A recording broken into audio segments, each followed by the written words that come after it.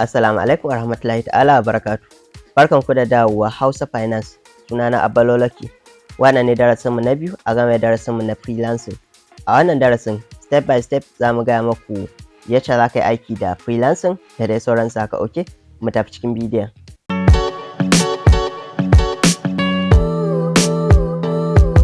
Alright, so bari mu koma inda muka tsaya jiya. Okay, so ga inda muka tsaya nan. So wannan shine dashboard ɗinka. Me ake nufi da dashboard? Dashboard zan iya baka misali akan yanzu misali kana cikin gida haka, da kana ɗaki sai ka fito tsakar gida. So zaka iya ganin duk ɗakunan da kake da su da falo da ina ne da komai da komai. So wannan shine dashboard ɗinka. Zaka iya ganin duk wani abu da kake buƙata. Kun fahimta anan? Okay, so bari muku bayani tun daga farko yacce za ku fahimta. So wannan ɓangaren create a project, anan ne za ka yi posting ɗin aikin da ka iya. Kun fahimta, kamar ka iya haɗa website, so za ka iya taɓa sai ta wannan create a project. So anan za ka zo kai creating ɗin project ɗinka. Za ka ce na iya haɗa website ko logo ko wani abu haka. Akwai wajen category, akwai wajen subtitle, akwai wajen title, akwai inda za ka zo kai adin ɗin rubutu ɗinka da dai sauransu haka. Okay, so nan wajen my order ne. Kamar yanzu misali ka yi order ɗin wani abu da haka, ka yi apply ɗin wani aiki haka dai da sauransu, da anan za ka gani. Kun fahimta? Ko wani ya yi order ɗinka yana so ka zo ka haɗa mashi website ko ka haɗa mashi wani logo ko wani abu haka, so da anan za ka gani. So akwai active, akwai waye da su cancel da complete duk dai ga su nan. So za ka ga kuɗin nan, ga ranar da za ka kawo aikin, ga sunan customer ɗin nan da dai sauransu. Za ka iya review, duk zan gwada maka komai da komai so a bidiyo na gaba. Okay, so bari mu taho nan. Okay, so wannan proposal kamar yanzu misali, ba maku bayani game da offer ba. So offer shi yanzu misali wani ya yi irin zai ya ce maka ni ga kuɗin da zan baka haka, za ka sami kuɗin nan a cikin offer. Ko kuma wani ya yi haya ɗinka, ya yi contacting ɗinka ta private, ya ce yana so kai mai wani aikin, so ya baka offer kenan. So da anan za ka gani. Okay, so nan kuma wajen proposal ɓangaren idan misali ka je ka yi applying ɗin aiki ne. Kun fahimta? So kamar yanzu misali wani ya yi posting ɗin aiki haka, sai kai ka je kai applying ka ce na iya, ko wani ya ce ina son a haɗa min logo, za ka iya zuwa kai applying sai ka ce na iya haɗa logo. Kun fahimta? So direct zai ga komai da komai. Bari in taɓa nan, za ku ga duk irin proposals ɗin da ke gare ni. Za ku ga duk ga komai da komai nan. Nan ga kuɗin da na ce zan yi aikin nan. Mutum ne ya yi post ya ce yana so a haɗa mashi software ko yana buƙatar software developer, zai rinƙa ba shi 30,000. So kai kuma nan za ka iya tahowa ka ce 30,000 ta yi kaɗan, 50 nake buƙata, cikin kwana 3 zan iya gama maka aikinka. Ga ranar da aka yi creating ɗin aikin da komai da komai, ga ID number ɗin aikin. Kowane aiki da aka yi posting yana da ID number. Ga shi nan ga komai da komai, ga wajen interview da dai sauransu haka. Okay, so nan ɓangaren ticket ne. Duk wata matsala da ka samu za ka taho ɓangaren ticket ɗin nan. A nan za ka zo ka taɓa setting add new ticket. So anan za ka zo ka faɗi matsalarka, ka sa title ɗin matsalarka, ka faɗi matsalar mecece, ɓangaren payment ne ko account ko project management ne ko order ne. Kun fahimta, aka samu matsala. So duk anan za ka zo kai posting, sai nan ka zo ka rubuta description. So nan za ka iya rubuta shin matsalar babba ce ko ƙarama. Za ka iya sa ƙarama ko waye dai haka da sauransu, sai ka taɓa sai wannan create ticket. So direct kamfanin za su gani, za su yi review, za su gyara maka matsalarka. Okay, so akwai ɓangaren wallet. So anan za ka iya depositing ɗin kuɗi cikin account ɗinka, musamman client. Kun fahimta? So anan zai iya depositing ɗin kuɗi, zai waye ga inda kuma zai iya fidda kuɗi. Yanzu misali na taɓa saitin wannan withdraw. So za ka iya taɓa wannan sai ka sa kuɗin da kake so ka fiddo. Za ka iya ganin minimum za ka iya fiddo daga naira 500 ne. Kun fahimta, zuwa maximum zuwa kamar miliyan 1 haka. Kun fahimta? So in kana da miliyan 1 za ka iya fidda ta a lokaci ɗaya. Ba wai haka yana nufin in kana da miliyan 1 ba za ka iya fidda a kuɗin da suka fi miliyan 1 ba za ka iya fiddawa ba. A lokaci ɗaya ne wannan. Kun fahimta? Transfer farko za ka iya fidda miliyan 1 haka, sai ka zo za ka iya ƙara withdrawing haka wata miliyan 1 ɗin. Kun fahimta? So nan za ka yi selecting ɗin kuɗin da kake so ka fiddo. Za ka iya cewa kamar 200. So kamfanin za su ɗauki naira 10. Kun fahimta? Idan misali ka samu naira 200, kamfanin za su samu naira 10 na withdrawing haka dai da sauransu. So yanzu idan misali 2,000 ne, so kamfanin za su ɗauki naira 100, za su turo maka 1,900. Kun fahimta? So akwai kuma bank transfer, nan withdrawal method, wato hanyar da zaka bi wajen fiddo kuɗin. In kai selecting ɗin bank transfer, to zaka ga akwai wajen inda zaka sa bank name, wato sunan bankinka, akwai wajen account number, wato account number ɗinka, akwai wajen account name, sunan da ke jikin account ɗinka. To in ka ciccike wannan bayanan sai ka taɓa sai wannan submit, so direct za su gani. Idan wannan hanyar ba ta yi maka ba, akwai wata method, wato PayPal, inda kawai zaka je ka sa sunan account ɗinka na PayPal da sunan haka. Kun fahimta? Zaka sa Gmail ɗinka na PayPal da sunan haka, direct za a turo maka. So PayPal currently bana tunanin tana aiki a Najeriya, sai dai kai transfer gaskiya, sai ta ɗan fi sauƙi. Okay, so nan ƙara ka zo kawai ka cike account number ka sa komai da komai a turo ma kuɗinka. Cikin 24 hours za ka ga kuɗinka. Kun fahimta? Kana yin withdrawing. So amma dai sai kun lura, saboda weekend ba za a turo ma kuɗi ba. A weekend Asabar da Lahadi ba aiki ranai, sai dai daga 5 working days, daga ranar Monday zuwa Friday, in kai withdrawing za a turo maka kuɗinka. Idan kai withdrawing ɗin kuɗi ranar Asabar, ba za ka samu kuɗinka ba sai ranar Monday. Kun fahimta? So amma idan kai withdrawing ɗin kuɗinka ranar Monday, Talata za ka iya samu, Laraba, Alhamis duka za ka iya samu a ranar ma. Kun fahimta? Okay, so ina fatan kun fahimci wannan section ɗin. Bari mu fito nan.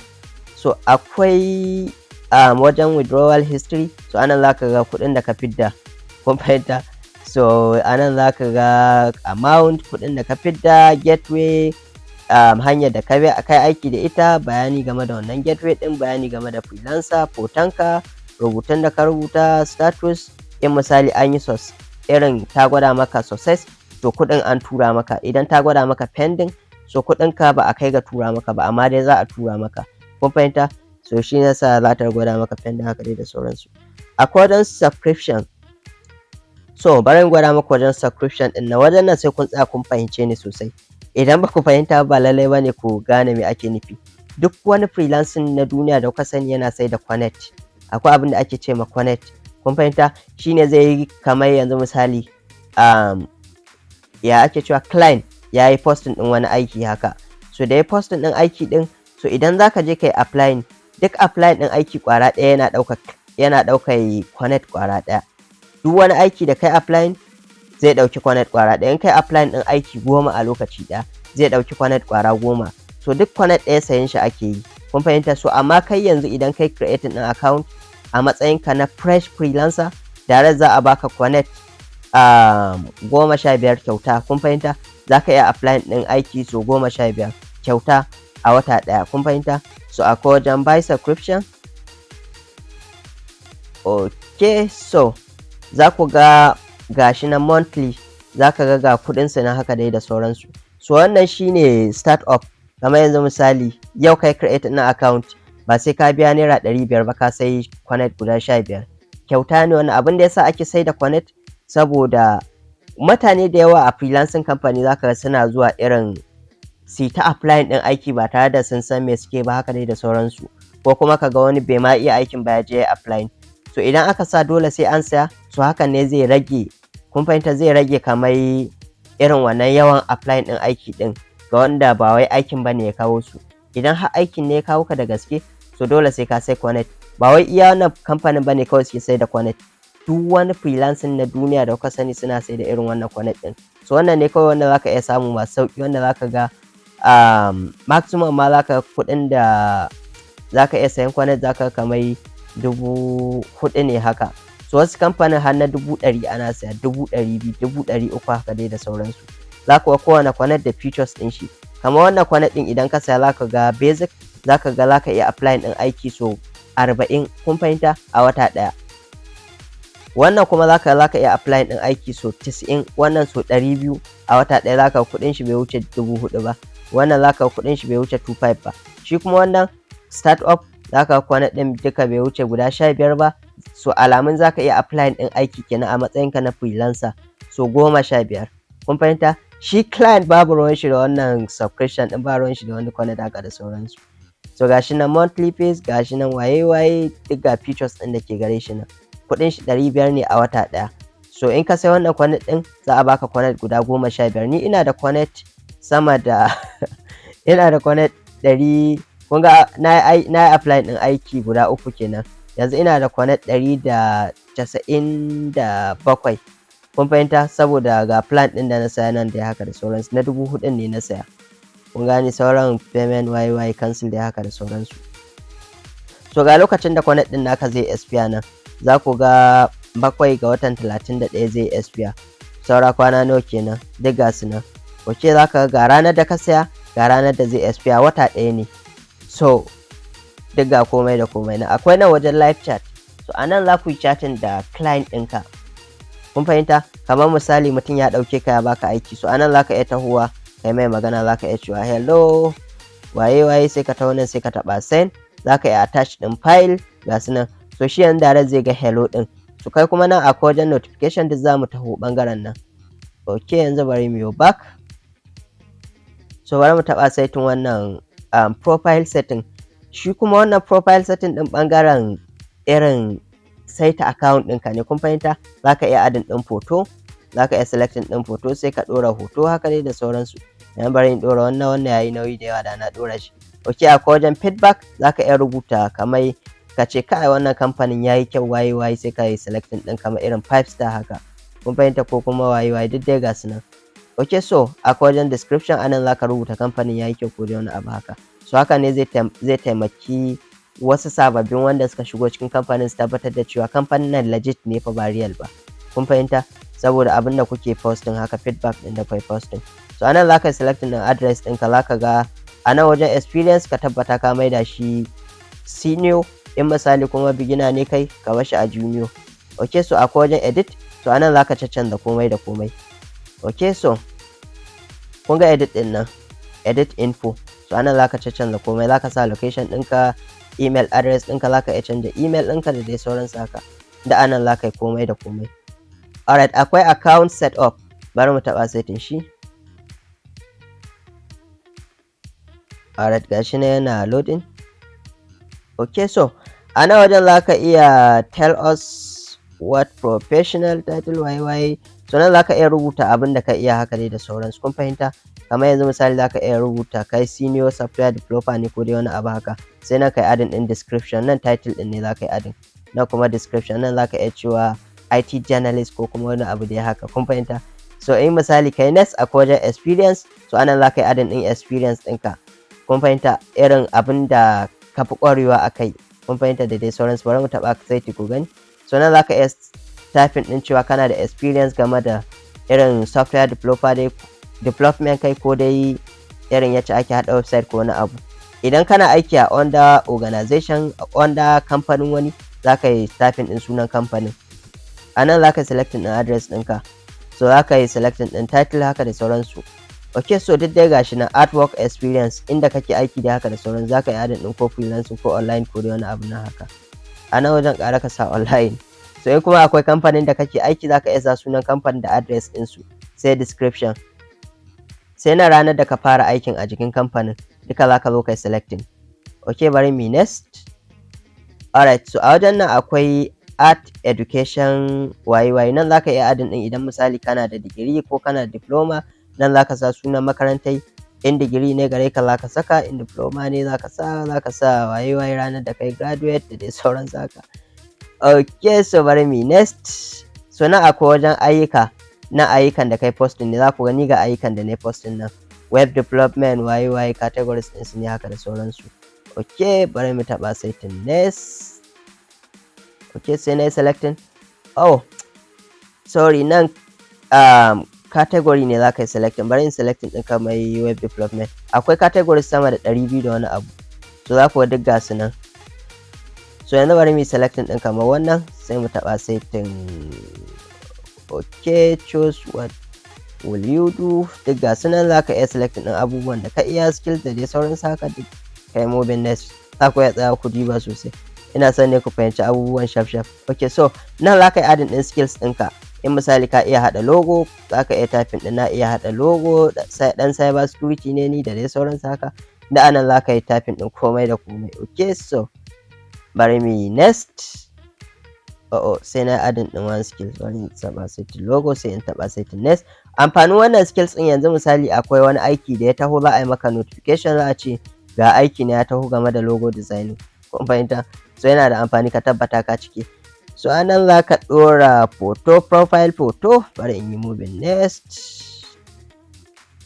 Ok, so congrats, na gama saita profile ɗina. Bari in dawo dashboard.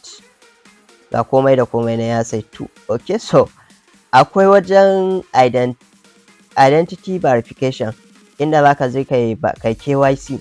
Kun fahimta? So anan za ku gani already na yi verify, amma an saka min blue tick ɗin nan. Idan kai KYC verification ɗin nan, za a saka maka alamar good ɗin nan a jikin profile ɗinka, wato blue tick ɗin nan. Kun fahimta? Akwai two-pack authentication, shine nan za ka ƙara ma account ɗinka tsaro sosai. Akwai wajen scanning, ban san ku ga scanning QR code ɗina ne. Kun fahimta?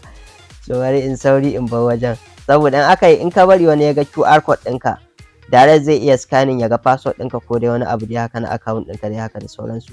So na wajen canja password ne, ga change password da dai sauransu haka. Ga profile details inda za ka ga duk bayanan profile ɗinka haka dai da sauransu. Ok, ga kuma bari mu yi back. Akwai ɓangaren deleting ɗin account inda za ka goge account ɗinka haka da sauransu. Ok, so bari in yi lockout. So yanzu mun gama da freelancer ko? So bari mu koma ɓangaren client shi kuma. Ok, sorry, akwai abu ƙwara ɗaya da na manta ban gwada muku ba. So bari in yi shaf in sake login ɗin account ɗin saka sai in gwada muku abin. Ok, saboda daga nan irin header ɗin ne. Nan wajen searching ne, na yi muku bayani a baya. Nan wajen chat ne. Kun fahimta? So nan kuma wajen bookmark, kamar kaga wani aiki kana buƙatar kai applying ɗin shi lata, za ka iya taɓa setting book. So anan za ku ga duka ayyukan. Kun fahimta? Ga su nan na gan su, kuma na ga ina son in yi applying, zan iya bookmark ɗin na haka da sauransu. Sai na wajen notification ne, anan za ka rinka ganin duk abin da ke faruwa da account ɗinka. In an baka order duk anan za ka gani. So nan din na yi muku bayani game da su. Ok, so bari mu yi lockout, sai in gwada muku shi kuma account ɗin client. Yanzu mun sallami freelancer kenan. Na san kun fahimci yacce abubuwan suke. So na san da kan kuma za ku iya zuwa ku yi duk wani abu yanzu. Yanzu bari mu yi login ɗin account ɗina na client. Mr. cyberhater@gmail.com. Bari in saka password ɗina, bari in danna enter. So da za ta yi min login ɗin account ɗin. Shi wannan shaf ne. Za ku ga wajen posting ɗin aiki, shi ma kamar yacce ku ga wancan da hakan ne. Ok, so ga wajen inda zai yi posting ɗin aikin shi haka da sauransu. So shi wajen posting ɗin aikin ba wani wahala ba ne ba. Duk zan gwada muku yacce ake posting ɗin aiki ɗin. Akwai my job na ayyukan da kai posting ne a matsayinka na freelancer. Still za ka iya posting ɗin aiki a nan wajen. Za ka ga active, aikin da ake yi yanzu haka wanda yake active. Ga aikin da aka gama complete. Ga aikin da aka yi closing nan. Kun fahimta, wanda ya riga da ya ƙare an yi close ɗin shi haka da sauransu, ko an samu wata matsala ne haka. Ok, nan na yi muku bayani game da my order. So nan na yi muku bayani game da my job, game da my offer din na yi muku bayani. So a nan all report, so a nan za ka rinka ganin reporting ɗinka da aka yi ne nake tunani, ko kuma change by admin, ko irin dai wata matsala dai da aka samu haka tsakaninka da client da customer dai haka da waye dai haka da sauransu. Ok, so ina fatan duk dai kun fahimci abubuwan, duk ba wani abu bane ba, duk ga su nan komai da komai sai ta yake. Bari in dawo wajen dashboard in maku bayani setting nan wajen. So a nan wajen za ka ga latest order, nan shine order da aka yi dai haka da sauransu. Duk ga komai da komai nan. Latest job, za ka ga sababbin ayyukan da aka yi posting, wanda kai posting haka. Ok, so ga budget, kuɗin da za a biya, ga ranar da za a yi aikin, in less than 1 week, ga komai da komai. So abin duk ba wani wahala bane ba. So ina fatan duk dai kun fahimci komai da komai. Ok, so a darasi na gaba insha Allah zan gwada muku yacce za ka yi posting ɗin aikin da ka iya. Kana kuma a wani darasin kuma za mu gwada muku yacce za ka bada wani aikin haka da sauransu. Ok, so muna godiya da kuka kalli wannan bidiyon. Allah taimaka.